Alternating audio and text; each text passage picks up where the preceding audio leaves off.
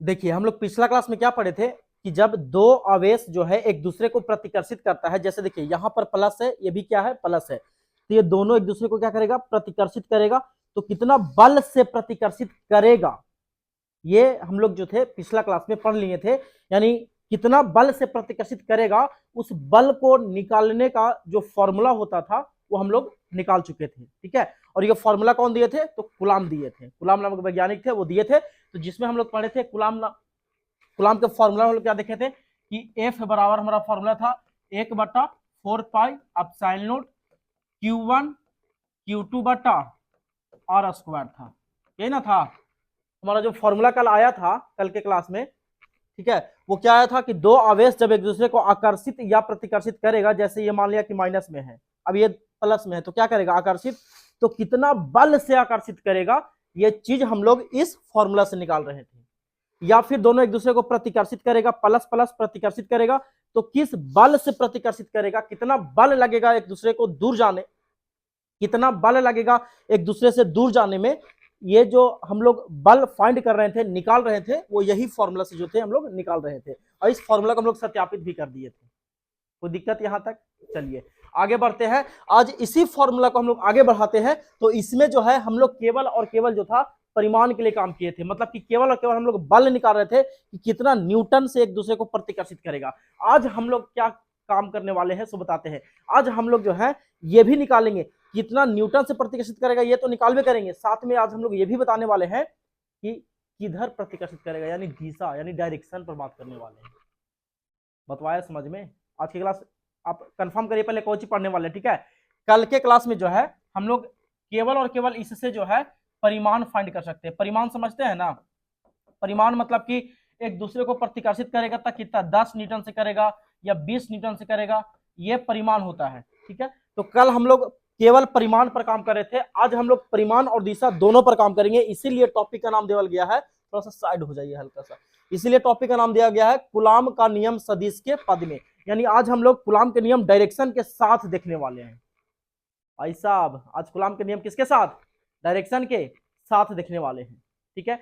ये चीज को प्रूफ करने से पहले कुछ बेसिक चीज जो है आपको ध्यान देना पड़ेगा, जो वेक्टर से है, ठीक है। क्लास 11th का टॉपिक है, इसको थोड़ा सा भी साइड कर दीजिए। पहले हम इन लोग को वेक्टर से बढ़िया से बता देते हैं, उसके बाद जो है फिर यहाँ पर हम लोग आएंगे, ठीक है।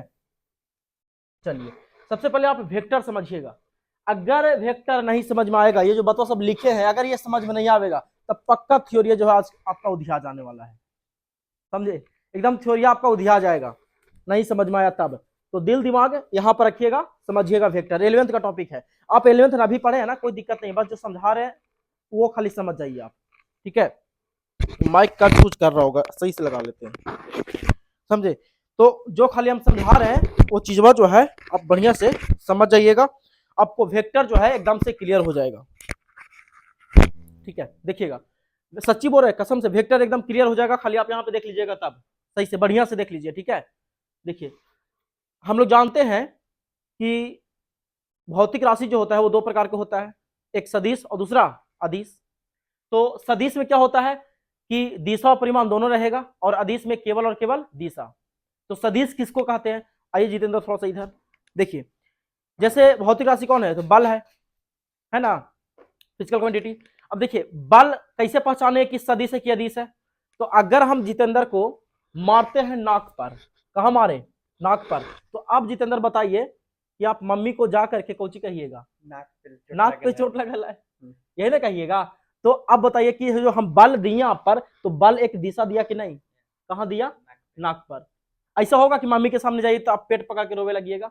अच्छा कोई अंधर आदमी रहे, ठीक है, अंधर आदमी है, उसको हम नाक पे खींच के मार दिए, तो अंधरो रहेगा तो कोची पकड़ेगा, बहिरो रहेगा तो, और गुंगो रहेगा तो, एक निश्चित डायरेक्शन दे रहा है, और जब निश्चित डायरेक्शन देता है उसी को तो हम लोग सदिश कहते हैं। तो बल कौन सा राशि है, सदिश राशि है, ये ना।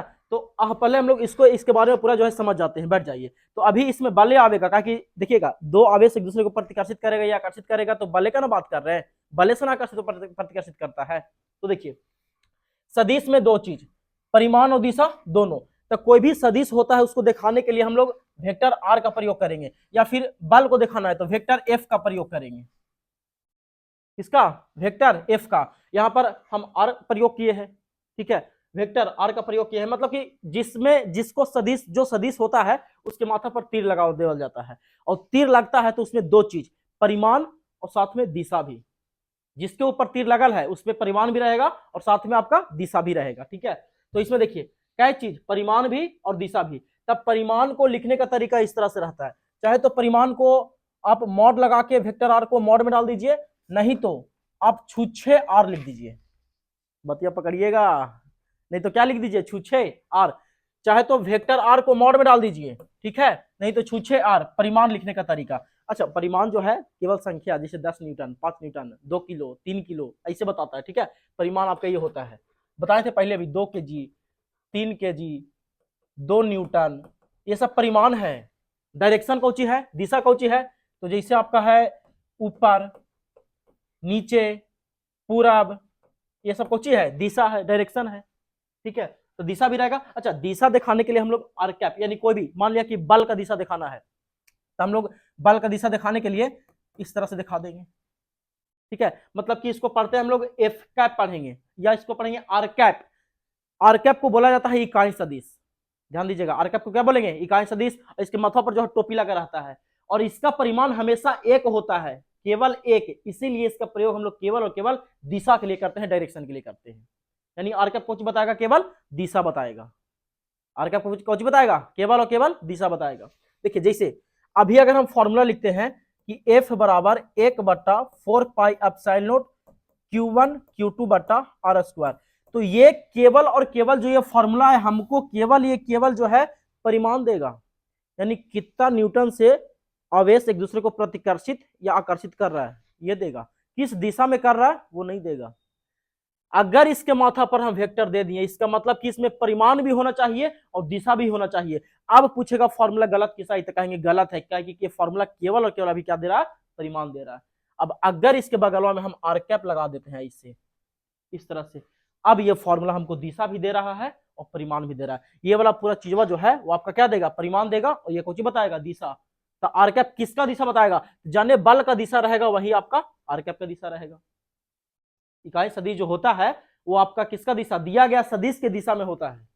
जो आपका इकाई सदिश का दिशा होता है वो दिया गया सदिश के दिशा में होता है।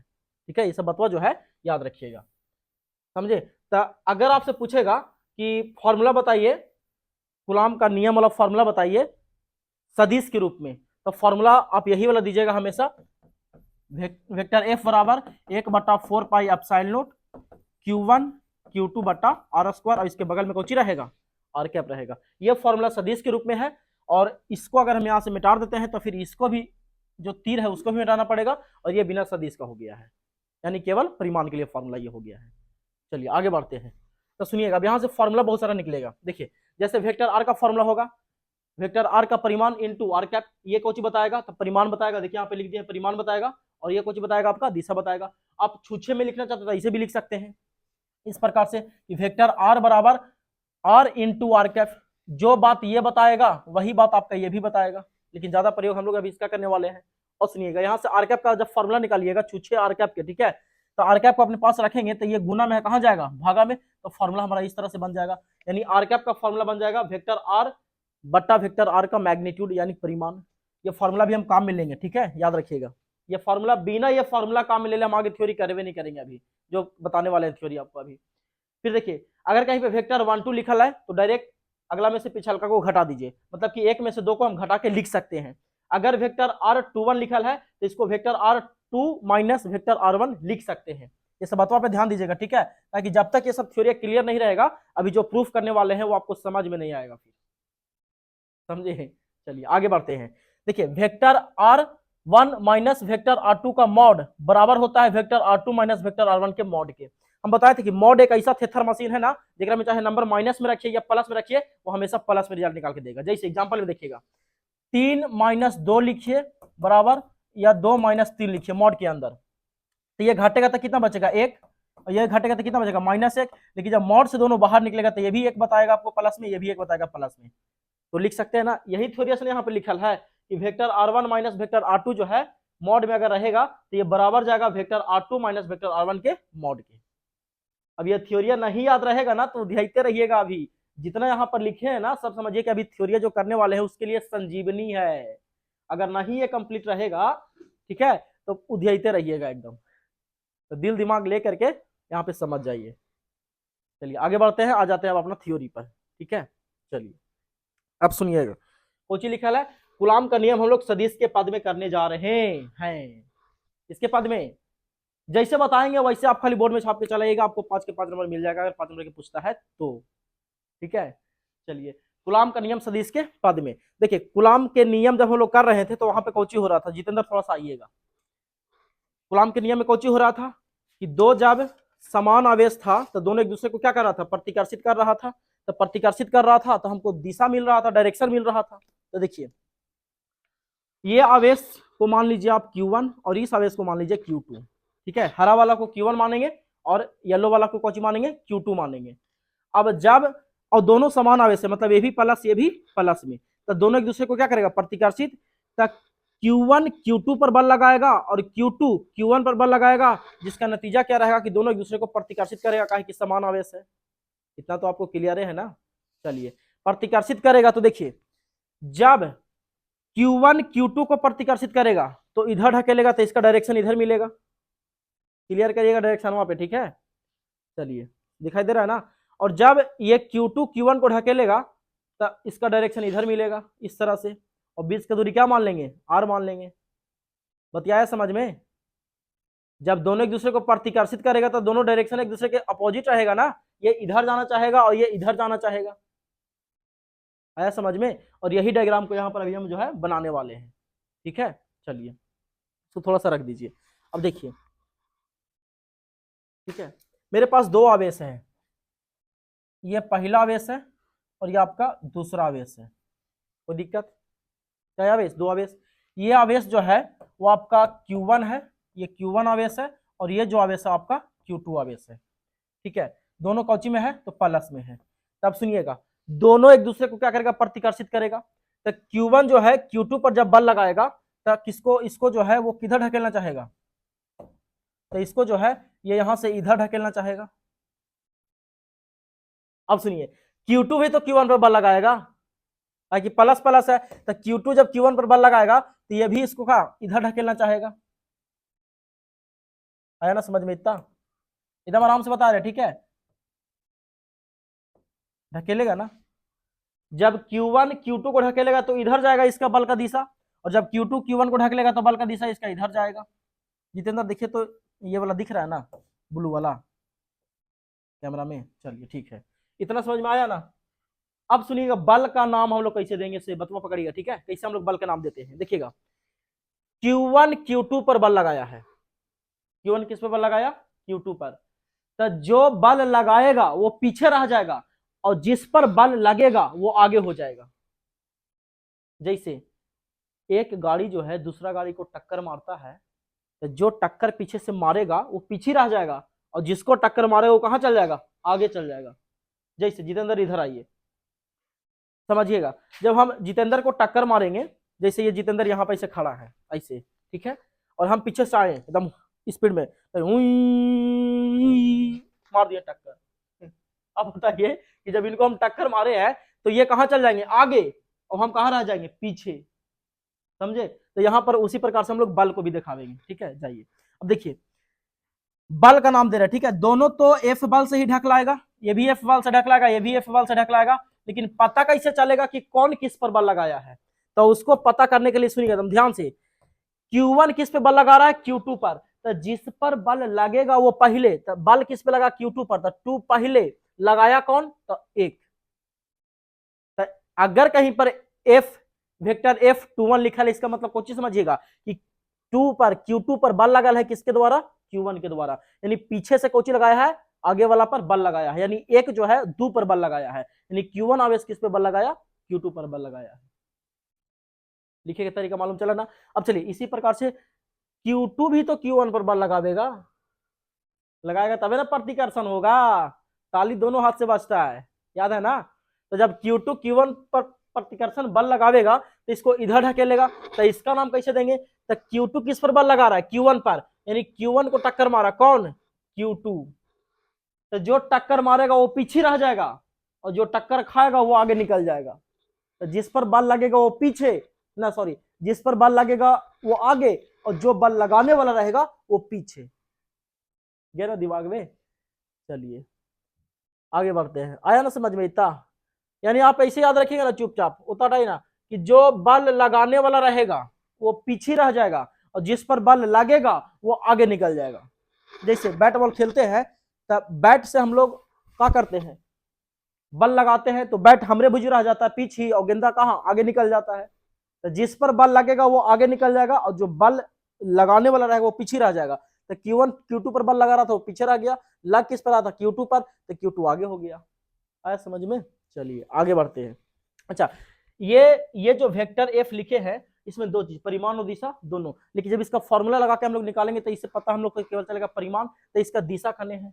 तो दिशा बताने के लिए भी तुरंत हम कहें किसी का दिशा बताने के लिए हम लोग प्रयोग किसका करते हैं, तो आर कैप का प्रयोग करते हैं। किस कोई भी आपका सदिश है, ठीक है, उसका अगर दिशा डायरेक्शन दिखाना रहेगा तो हम लोग केवल किसका प्रयोग करेंगे, तो आर कैप का प्रयोग करेंगे। तो इसके दिशा में जो है आर कैप इस तरह से अगर हम इसे दे देते हैं तो कहा जाता है। अच्छा, कैसे पता चलेगा? अब पूछेगा कि बताइए आर कैप कौन सी बताएगा, तो कहेंगे वेक्टर एफ का दिशा बता रहा है। वेक्टर एफ का क्या बता रहा है, दिशा, यानी वेक्टर F21 का क्या बता रहा है, आर कैप दिशा बता रहा है। कैसे पता चलेगा कि इसी का दिशा बता रहा है, तो ये 21 है तो यहां भी कौन सी दे देंगे 21। अब कंफर्म हो गया ना कि आर कैप किस लिए आया है, तो वेक्टर F21 के दिशा को बताने के लिए आया है, डायरेक्शन को बताने के लिए आया है कि एफ इधर जा रहा है, तो ये भी कहेगा हाँ सच्ची में एफ इधर जा रहा है। आया समझ में? आगे बढ़े। अब यहां पर देखिएगा, यहां पर अब F21 का दिशा दिखा रहे हैं, तो इसी प्रकार से कौन हो जाएगा, आर कैप F12 का दिशा दिखाने जा रहे हैं, तो एफ यानी वेक्टर F12 का दिशा दिखाने के लिए कौन आएगा, तो आर कैप 12 आएगा। आर कैप 12, सारा चीज यहां पे क्लियर हो गया ना अभी। वेक्टर F21 का दिशा कौन बता रहा है, आर कैप 21 बता रहा है। वेक्टर F12 का दिशा कौन बता रहा है, तो आर कैप 12 बता रहा है। ताकि बोले थे कि इकाई सदिश को हम लोग कैप में लिखते हैं, और इकाई सदिश केवल और केवल दिया गया सदिश का दिशा बताता है। केवल कुछ बताएगा, दिया गया सदिश का दिशा बताता है। चलिए आगे बढ़ते हैं। अब सुनिएगा, थोड़ा सा यहाँ पर स्थिति सदिश का भी हम जिक्र कर देते हैं। ऐसे नहीं भी करेंगे तो कोई दिक्कत नहीं है, लेकिन थोड़ा सा बढ़िया लगता है, सुंदर लगता है डायग्राम, ठीक है। जैसे हम कह दिए कि हमको 10 किलोमीटर जाना है, कहाँ 10 किलोमीटर जाना है। अब कहां से 10 किलोमीटर जाना है, किस दिशा में 10 किलोमीटर जाना है, दिक्कत है कि नहीं है?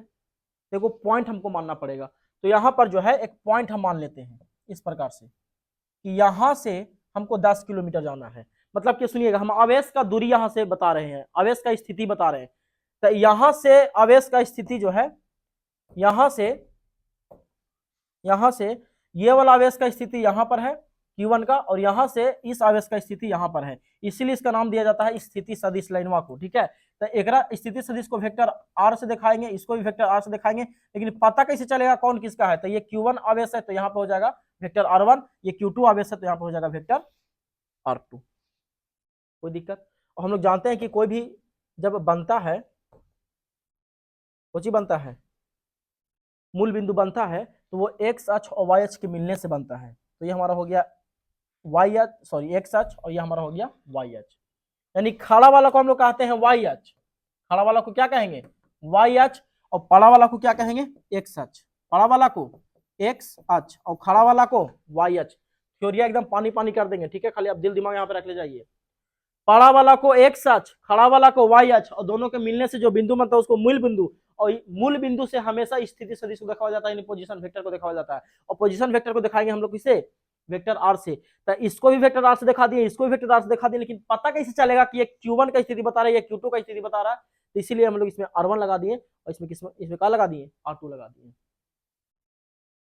है समझ में इतना? पूरा एक बार फिर से रिकॉल कर देते हैं, ठीक है। Q2 आवेश है, Q1 आवेश है, दोनों एक दूसरे पर बल लगाया, तो एक का दिशा इधर मिला है, एक का दिशा इधर मिला है, दोनों का दिशा एक दूसरे के क्या मिला है, विपरीत मिला है, दोनों का दिशा एक दूसरे के विपरीत। तो जब Q1 Q2 पर बल लगाया तो उसका नाम दिए F21 का है कि Q2 पर बल लग रहा है तो पहले, और लगाने वाला बाद में। कोई दिक्कत? अब फिर किस पे, Q2 किस पे लगाया, Q1 पे, तो फिर से वही बल लग रहा है तो इधर जा रहा है, तो किस पे, दो एक पर लगा रहा है तो एक पहले, क्या कि एक पर लग रहा है बल, और दो लगा रहा है तो पीछे। अब सुनिए यहां पर वेक्टर F21 का दिशा कौन बताएगा, तो इकाई सदिश बताएगा। इकाई सदिश को किससे लिखते हैं, तो आर कैप से लिखते हैं। तो आर कैप लिख दिए, जिधर बल का दिशा उधरे आर कैप का दिशा। समझ में आया। तो कैसे पता चलेगा आर कैप इसी के लिए है, तो यहाँ 2 1 तो यहाँ पे कौची 2 1, यहाँ पे 1 2 तो यहाँ पर कौची 1 2। फिर मूल बिंदु से स्थिति सदिश दिखा दिए हैं, यानी पोजीशन वेक्टर दिखा दिए हैं। समझ में आया। चलिए आगे बढ़ते हैं। इसका कैलकुलेशन भाई साहब आसान है, ठीक है। बस खाली जो बताए थे ना, इकरा ध्यान में रखिएगा, कैलकुलेशन आसान है, कोई दिक्कत नहीं है, कोई दिक्कत यहाँ तक नहीं ना देवा। आगे बढ़ते हैं। अब सुनिएगा, देखिए यहाँ पे हम कोची करे जा रहे हैं, कोची लिखे जा रहे हैं। सो सा छोटा कर देते हैं, कोई दिक्कत ना छोटा करे था। चलिए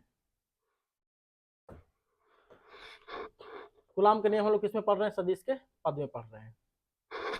देखिए अब यहाँ पे लिखेंगे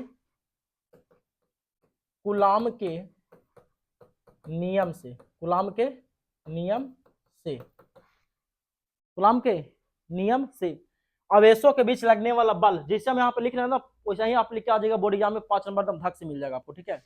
गुलाम के नियम से आवेशों के बीच लगने वाला विद्युत बल होता है। आवेशों के बीच लगने वाला विद्युत बल होता है किससे, तो आवेश के परिमाण के गुणनफल के समानुपाती और बीच के दूरी के वर्ग के व्युत्क्रमानुपाती। समीकरण फर्स्ट, समीकरण सेकंड, कोई दिक्कत नहीं ना। तो यहां से हम लोग को कुछ मिला था, समीकरण फर्स्ट तथा समीकरण सेकंड से क्या मिला था हम लोग को, पकड़िएगा थोड़ा सा। समीकरण फर्स्ट तथा समीकरण सेकंड से हम लोग को क्या मिला था, बताते हैं क्या मिला था, देखिए।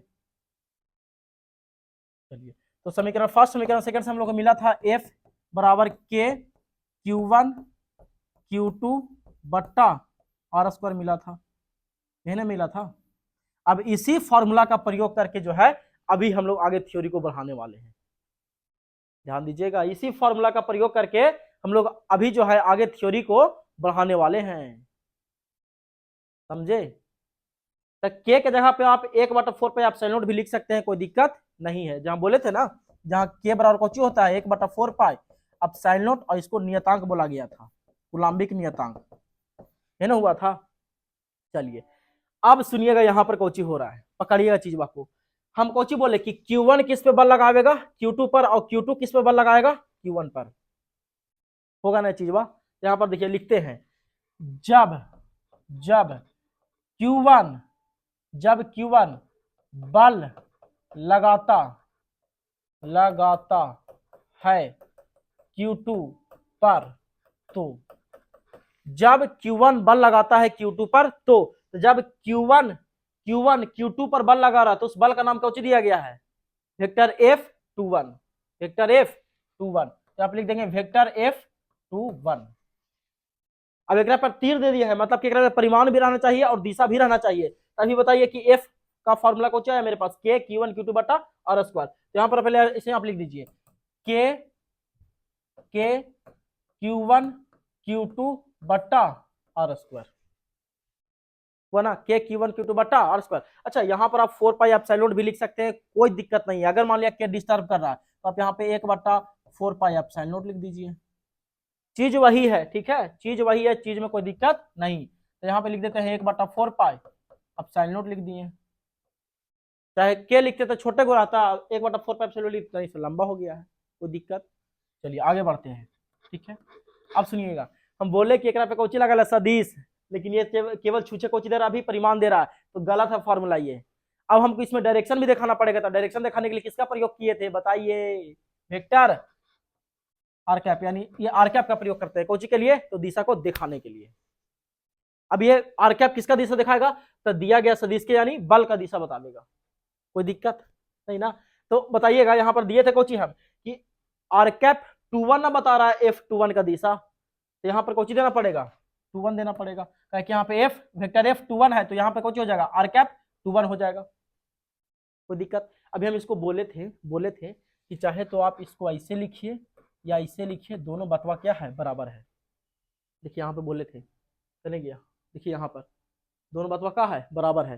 तो अब बताइए ना, थोड़ा सा सुंदर लगी, मेकअप कर रहे हैं, एक मेकअप कर दे रहा है, ठीक है। ऐसे ना लिख करके, क्या इसको हम ऐसे मॉड में करके इसे वेक्टरवा में ऐसे लिख सकते हैं, सुंदर से लिख दे, यानी इस तरह से ऐसे लिख सकते हैं।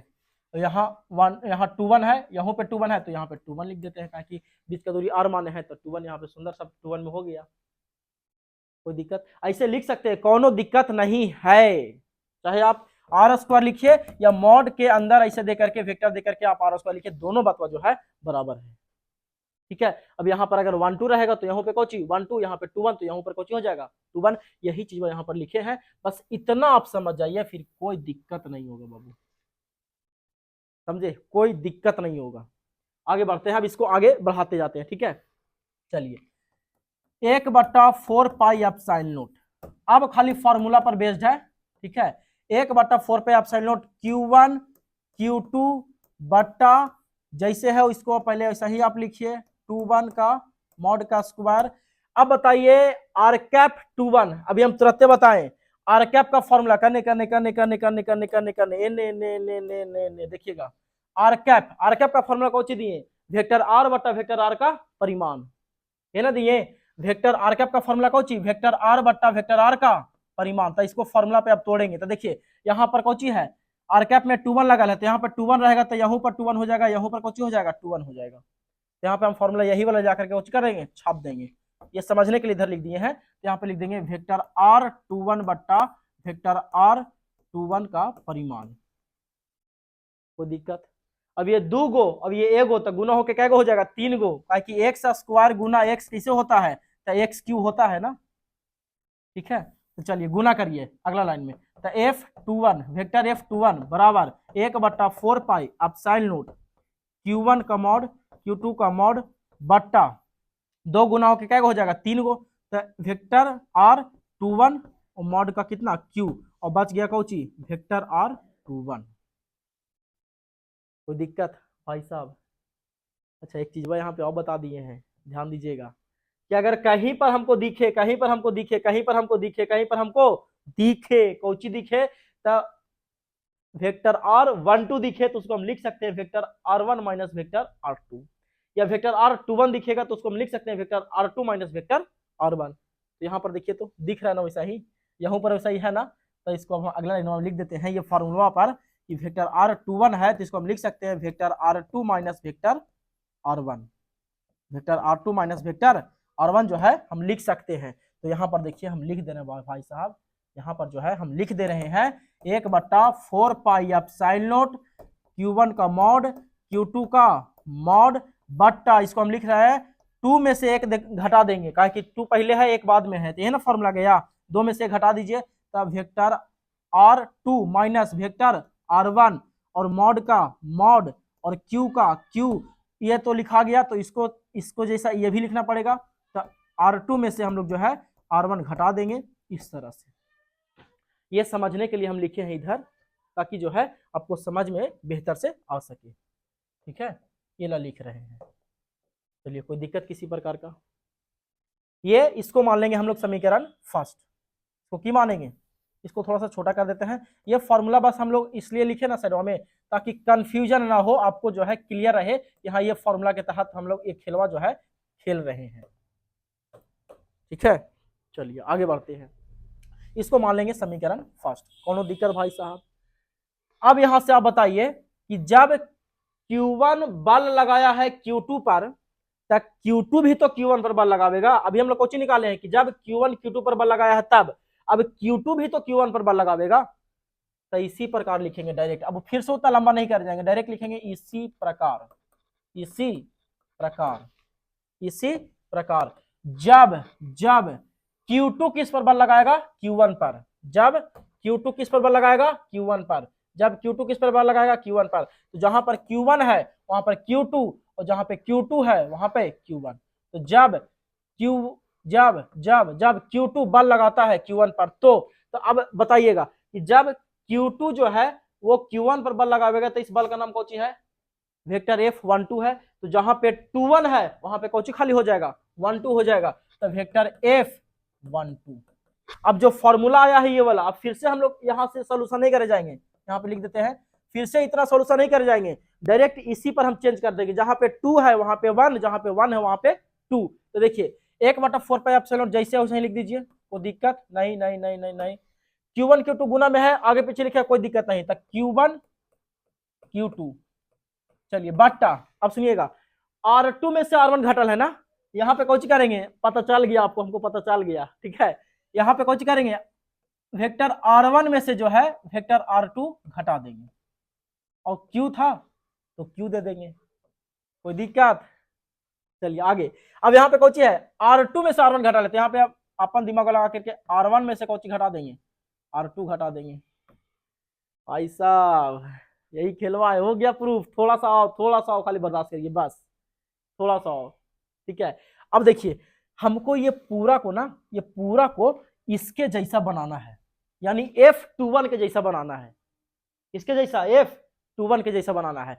अब बताइए कौची कर दे, सब चीज दोनों में बराबर है, दोनों में बराबर है, दिक्कत कौची है, यहाँ vector R1 minus vector R2 है, और यहाँ vector R2 minus vector R1 है, यहाँ पे vector R1 minus vector R2 है, यहाँ vector R2 minus vector R1 है, 19-20 के फर्क है, एकदम तनी सा एकदम 19-20 के फर्क है।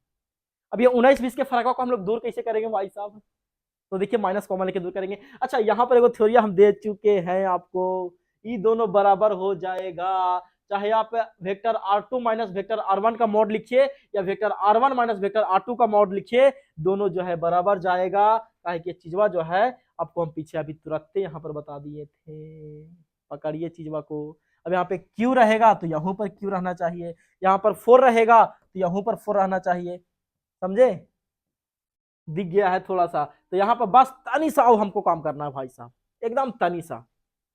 जितेंद्र देखिएगा तो इसको हम छोटा तनी सा कर रहे हैं, कोई प्रभाव पड़ता है स्क्रीनवा में, दिखता है कि नहीं दिखता है, ऐसे देखिएगा,